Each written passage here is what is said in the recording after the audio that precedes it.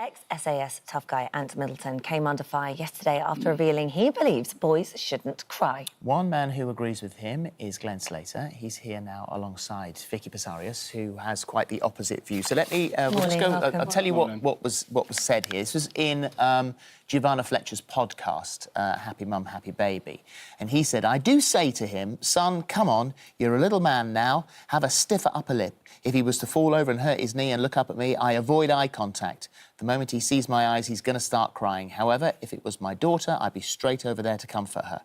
His son is Gabriel, who's 9 years old, keen on Thai boxing, but, and he says, if he hurt, he cries only if his mum takes him. If I take him, he'll get hit and have a nod as if to say, it's OK, son, harness that aggression and use it. That's life. It's not being sexist, it's being non-PC. I'll say it how it is. In my heart of hearts, I think I'm doing the right thing. So that's what this is all built upon. Do you agree with him? Yeah, I think it's been blown out of context what he actually meant. I've been brought up that way when I was a child. How's that blown out of context? That's fairly clear. Yeah, it wasn't being sexist. I don't believe it was being sexist. Would you raise a daughter the same way, though? You know, I mean, then it is becoming sexist. If the pressures that boys have, it's immense, isn't it? It's huge. Yeah, but boys aren't as well disciplined nowadays. You know, they don't respect the parents. You know, they're going out on the streets. You know, they're farting, they're bullying, and it's because they're not being brought up with. There's no discipline, there's no respect, and I was brought up the same. If I fell over and I cried, I'd get a slap on the legs. But you, the way you were brought up, you say actually, sadly you lost your father last year, and yes. And you told one of our researchers that actually you can't think of a happy memory that you had because you were brought up with tough love. Yeah. Does that not make you... I mean, that made me quite sad when I read that. I just thought, God, that's a real shame for you that you didn't have that. It is sad, but it's made me stronger. It's made me a stronger person, you know. But really, has it honestly? Like, wouldn't you want to... Why would you pass that on if you yourself have suffered? You said, you know, he didn't tell you that he loved you and things. That's really... Because I just think this toxic masculinity that, you know, this stiff upper lip is really damaging. What are we telling boys? And then when you look at suicide rates, it's become an epidemic. This is dangerous discourse, really, I would say. I disagree with you, though, or take issue with that. Toxic masculinity, I would have said, more now than at any other time in humankind, guys are encouraged more to be open and to talk more and to be in touch with that feminine side, if there is such a thing as that, but actually to be more emotional, to be more caring, to be more sharing. So why do we have a crisis? Why do we have a suicide crisis? Why are people saying that they don't feel... Do we have... I disagree that there is a toxic masculinity, but I wonder whether or not, and some people would say, perhaps, that it's the fact that guys are losing sight of their place and who they should be and what they should be that causes mental issues as well.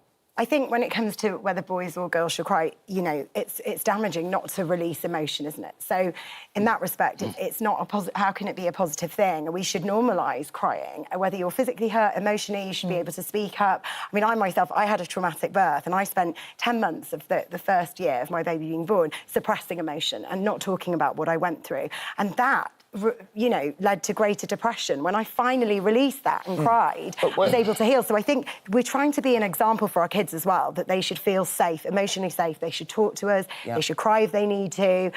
So I think that's really important. As what we were talking about, Holly was saying that you couldn't think of one good memory of your father, and he brought you up, very strict. You have a son. You've got 2 daughters as well. You have your son. Who you love very much, I'm absolutely sure. Yeah, what would you think if when you go, that your son said, I can't think of a single good memory of my dad? How would you feel about that? Are you happy with that? I've done things for my son. I brought my son up different to how I brought up. I brought him up, you know, I wasn't there all his life. You know, he's had a second dad. He's brought him up with, and, you know, he's very respectful, he's not out bullying, he's not out farting, you know, there's no criminal record. He's making a success of his life. You can bring children up with harshly, but you can still show them that you love them. You know, if a boy cries and another boy you see him cries, he's going to get bullied. You know, at the end of the day, I believe you've got to protect your children. If a girl cries, people don't take it the same. If a boy cries, he gets bullied at school. But isn't that more, rather than telling him not to cry because he's going to get bullied, isn't it better to educate all children that actually crying isn't a show of weakness? It's a strength. We need to naturalise maybe crying. It is down to teaching, you know, and unfortunately, times are changing now, and a lot of children are being brought up in mixed families that they haven't got the father there to protect them and bring them up. You know, they're brought up with the mothers who do the washing and the cleaning, the ironing, and they've not been brought up the same. When they do see the dads, you know, they become weekend kids. The dads want to be the mates because they've missed them. They haven't seen them all week. So, you know, there's two sides to it. You know, you want to protect your children. You don't want them to grow up being bullied, and I think that's what it's about. So would you tell your son not to cry then? Would you say to him, don't cry, actively say that it's a bad thing? Because that then can become really distressing, surely. How does he process emotion and talk about problems? You want him to trust you and come to talk to you, surely. Because, OK, you're saying don't cry in a school environment, which is sad if that's the case, but privately, and isn't it a positive thing to come and talk to you and say, I trust you, Dad, I'm going to cry, I'm going to, you know? They do, but I think what Aunt was saying was, and I actually talk to Aunt, I've got nephews and my own children, when a child falls, you know, he's looking at the child, he or she, they look around, see who's looking, and if somebody's staring at them, they run over crying. If nobody's looking, they rush themselves down and then they just carry on playing, you know. Children they do want that attention. And I don't think he'd make, if his son's fallen over and he's seriously hurt himself, he's going to show compassion. Did you cry? Did your dad make you cry? I did in my bedroom, at night times. You'd never show it? No. Did you ever cry in front of anybody else? Have you ever cried in front of someone else?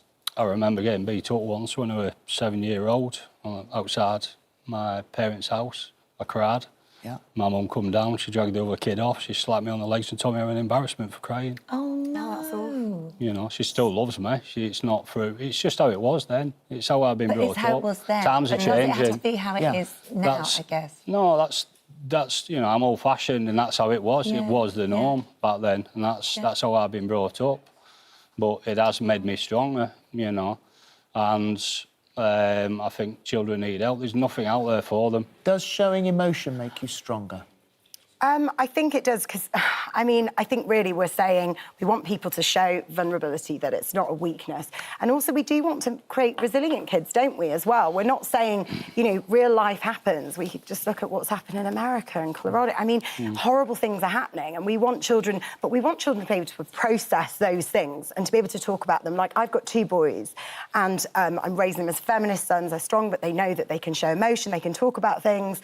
And I think there's a real cultural shift in schools, in society, where they're even implementing play therapy in schools, so children can talk about these things. Well, it's being talked about online, and thank you very much indeed for your comments. Dawn said, men crying is fine. It shows strength, not weakness. You are who you are, and it's better out than in. Anne says, maybe I'm old-fashioned, but I agree in part with Anne. The trouble with over-expressing your emotions is people tend to be dismissive and then not take you seriously. And Danielle says, surely people don't still believe boys shouldn't cry. You can be the strongest, toughest person going and cry, still be the same person you were before. No wonder people are so messed up if they think they're being taught that crying is a sign of weakness. And we, as you know, we work very closely with Calm, which is the campaign against living miserably.